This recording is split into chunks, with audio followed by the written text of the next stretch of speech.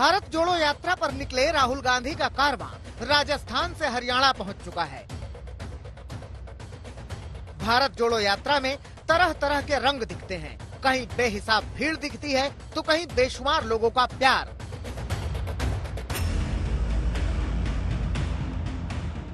लेकिन यही भीड़ चिंता का सबब है, क्योंकि कोरोना की आहट एक बार फिर से सुनाई दी है और स्वास्थ्य मंत्री मनसुख मांडविया ने राहुल गांधी को चेताने के लिए चिट्ठी लिखी है। इस चिट्ठी में मांडविया ने लिखा है कि राजस्थान के 3 सांसदों ने स्वास्थ्य मंत्रालय को चिट्ठी लिखकर चिंता जताई है। उनका डर है कि भारत जोड़ो यात्रा से कोविड फैल सकता है, इसलिए कोविड गाइडलाइन का पालन किया जाए। अगर इसका पालन नहीं हो पा रहा है तो पब्लिक हेल्थ इमरजेंसी को ध्यान में रखते हुए भारत जोड़ो यात्रा को स्थगित कर दिया जाए। खास फैमिली के प्रोटेक्शन में आके एक देश के हेल्थ मिनिस्टर अपना दायित्व अदा करता हो, कोविड प्रोटोकॉल का पालन करके कोविड ना फैले उसके लिए कोई मार्गदर्शक सूचना जारी करे, तो उसके खिलाफ भी प्रश्न उठाना मैं मानता हूं कि ये मेरे कर्तव्य निर्वहन करने के लिए बाधा रूप है। जिन सांसदों ने स्वास्थ्य मंत्री को चिट्ठी लिखी है उनमें राजस्थान के पाली से सांसद पीपी चौधरी भी हैं। आपने ये चिट्ठी की? देखिए, मैंने चिट्ठी लिखी कि जब हिमाचल प्रदेश के मुख्यमंत्री कोविड पॉजिटिव होते हुए भी राहुल गांधी के साथ भारत जोड़ो यात्रा में 14 किलोमीटर चले, उन्होंने उनसे गले भी मिले, उनके और भी जो उनके पार्टी के लोगों से गले मिले, हजारों की संख्या में वो लोग चले। तो आप सोच सकते हैं कि जिस हिसाब से कोविड एक संक्रमण डिजीज है, तो उस हिसाब से और लोगों में भी वो फैला होगा। तो ऐसे में मेरा चिट्ठी लिखना जरूरी था कि ये राजस्थान में फैलता है तो हमारे राजस्थान की जनता के लिए तो ये खतरनाक सिद्ध हो सकता है, लेकिन पूरे देश के लिए भी हो सकता है। पीपी चौधरी ने चिट्ठी तो लिखी, लेकिन ये कहना मुश्किल है कि हिमाचल के सीएम कोविड पॉजिटिव हुए कब थे।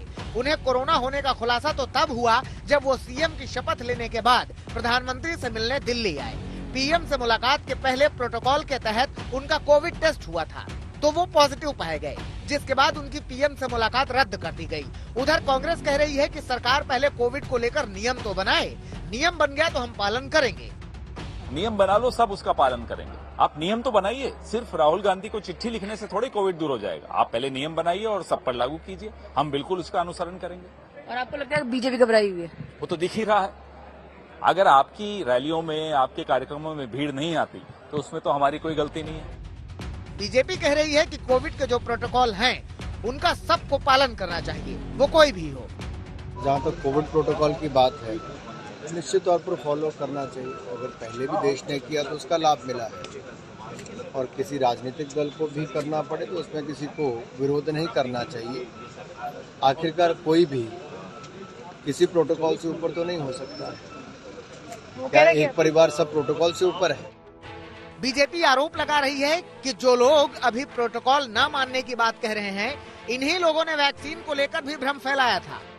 और आपको मैं याद करवाना चाहता हूं, कोविड के समय जब इन्हीं कुछ लोगों ने आम जनमानस में भ्रम और भय पैदा करने का प्रयास किया था वैक्सीनेशन को लेकर। ये तो उस समय वैक्सीनेशन भी देश को नहीं लगवाने देना चाहते थे, लेकिन उस समय भी सरकार ने, विशेष तौर पर प्रधानमंत्री जी ने जागरूकता जनता के बीच में पैदा की।